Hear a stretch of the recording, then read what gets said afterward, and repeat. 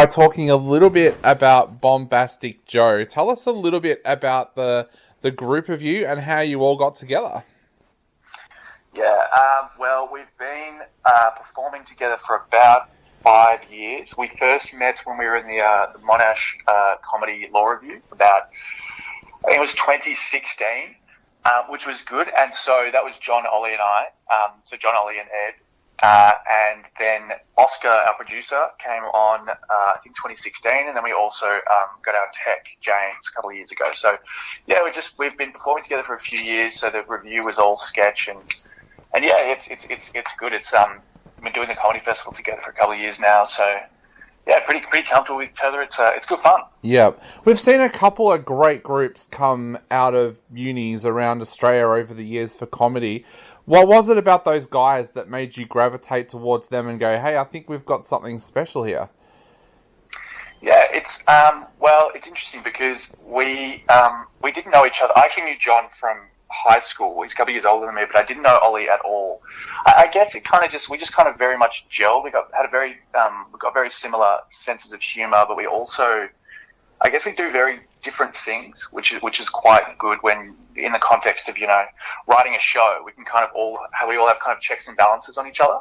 Yeah. Which is really good. And I think that, the university context, especially at the start where, we weren't in charge of ourselves, we got to kind of learn that in a situation where someone else was, I guess, in charge. And then in the years following, we've kind of done a lot more. We've obviously been, self-driven in that respect, and we've been able to kind of flesh out on the stuff that we know we kind of do well. Yeah. Now, this year's show is called Did You Just Call Us Big Jerks? Tell us a little bit about the show. How long has it taken to put together, and what can people expect from this show? Yeah, well, obviously with the big pause last year, we weren't able to. Well, we actually had it ready for last year, so it was kind of the same title for last year's show, and we had pretty much a whole show written and ready. That was, and when was it cancelled? 2 weeks before the festival. Yeah. And so that was obviously frustrating, but it also meant that when we came back to it this year, we had a whole bunch of material that we hadn't yet used, because we tend to write the show over a 4 or 5 month period. And so I guess this year it meant that we got to, because we already had a bunch of material in the bag, we could kind of, focus on refining that, looking at the show holistically, kind of trying to, get more of a flow, tried some different things because, we didn't really have the time pressure as much as we have previously. But in regards to the show, it's, we tend to kind of, we sit down and we just try and pitch some stuff to each other that we think is funny for, a couple of weeks, maybe, a couple of months. And then try to kind of put a couple of sketches in there which maybe tie the whole thing together. So the title of Did You Just Call Us Big Jerks? I'm not going to lie to you, it just kind of came to us because we thought it was funny. But I think since then, it's actually, I don't know, it's kind of tapped into like our fear of like criticism, I suppose, and like, just like how people are, I don't know, fear of criticism, or like our desire to impress the audience, because we really love doing a lot of stuff where there's an awareness of what we're doing is a show. Yep. And so that kind of tied quite well into the title and the possible theme. But I don't mean to say it's profound, because it's definitely not at all. But it was kind of good that way that it all tied together.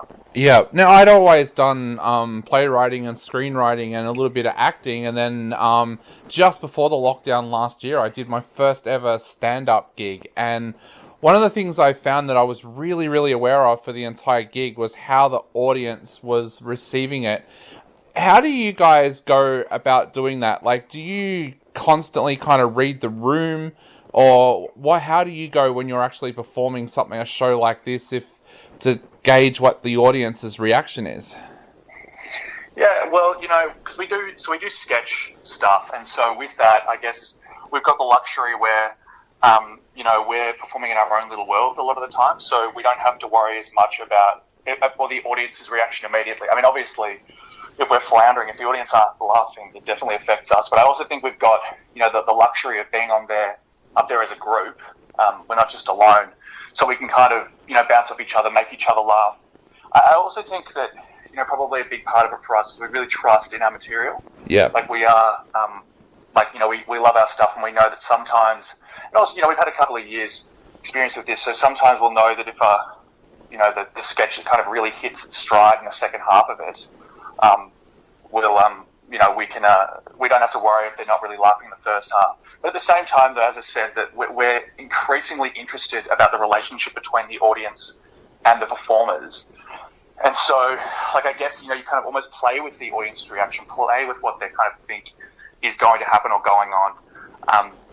So I don't know, I find it interesting. I find it, it's fun because, the audience are a necessary part of the whole process. If they're not there, we're just there doing nothing, just being silly. So I really, I love performing in front of an audience. I love what it adds to the whole kind of process of our sketches. Yeah, and do you find that you do feed off the laughter? Because that was what I found with my set was, once people started laughing, my nerves started to go because I started to realize, okay, it's actually working kind of thing. Do you feed off that laughter? Does it give you an extra energy? Yeah, definitely. I mean, I think that the first, we try to start off the show with something fast, high energy, and funny. I mean, ideally every sketch in the show is funny, but it's not a perfect world. We started off and try and get some laughs early and get a bit of confidence, because obviously, we're not immune to the stress of of bombing, of course. But just get some stuff on the board early. That's a good feeling. Kind of settle them into the show. But we kind of see the whole show as a very holistic thing, a very a whole process of gradually kind of developing a relationship with the audience, I suppose. Yep. And so but definitely you're right. You're right. Getting the audience to laugh, it definitely makes it a lot easier. So you mentioned before about last year's festival being cancelled. What has the last 12 months been like for you guys? Because I know it's been absolutely devastating for the art sector. What's it been like for you guys, and how have you guys been able to get by? Yeah, well, it was obviously frustrating last year having, put in the hard yards, and then kind of having it cancelled at the last minute. It was obviously, when that was cancelled, we weren't even really aware of the extent to which things were going to get so serious. I mean, we still had, months of lockdown ahead of us. But, I think that it was, I suppose that it gave us some time to kind of have a rest. Which was good. It was frustrating, as you've said. It was very devastating for so many people in the arts community. But I hope that with the comedy festival coming soon, because it's always such an amazing event on the calendar, especially for we all love it. But I hope that it kind of will be a great rebound. It'll just show the strength of Melbourne's arts community and how they'll continue to flourish despite the kind of really tough year that everyone's just had. Definitely. Well, mate, we are so looking forward to heading along to check you guys out. And you're on from the 12th to the 18th of April for everybody listening out there. And we'll put a link for where people can grab tickets. What are some of the other shows that you're excited to check out this year at the Comedy Festival? Yeah, there's heaps of shows. One of our members, so John, has a show called John O. I believe on the 27th, 28th of March at Loop Bar. There's also a group called Big Big Big. They're doing a show called Catching Jack, which is good. Patrick Collins has got a mime show, which is great. The Festival Club always Festival Club is one of my favourite things about the whole thing, because it's just they have stuff on almost every night, and you get to see a lot of stuff that you might not otherwise see. A couple of standouts, like Aaron Chan and David Quirk and stuff like that. But I like a lot of the really weird alternative stuff. Yeah. But there's plenty of that. There's plenty for everyone in the festival. It's a really great time. Definitely. Well, mate, to finish up, what would you like to say to our audience out there? Why should they head along and check out Bombastic Joe with Did You Just Call Us Big Jerks? Yeah, I think, so definitely come to Campari House. It's a great venue, and we will hopefully be good and funny.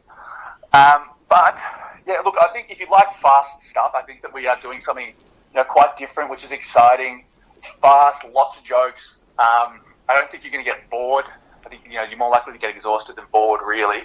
And yeah, just lots of different stuff. The sketch shows. So if you don't like that sketch, it changes in the next minute or 2 minutes. So yeah, definitely bring your friends. It'll I think it's going to be a really great show. Definitely come down. Awesome, Ed. Well, mate, we wish you all the best of luck with the show, and we'll see you at the festival. Thank you very much, mate. Great to talk to you. Not a problem, mate. I'll let you go. Have a great night, and we'll see you there. See you later. All right. Bye-bye. See ya. Bye.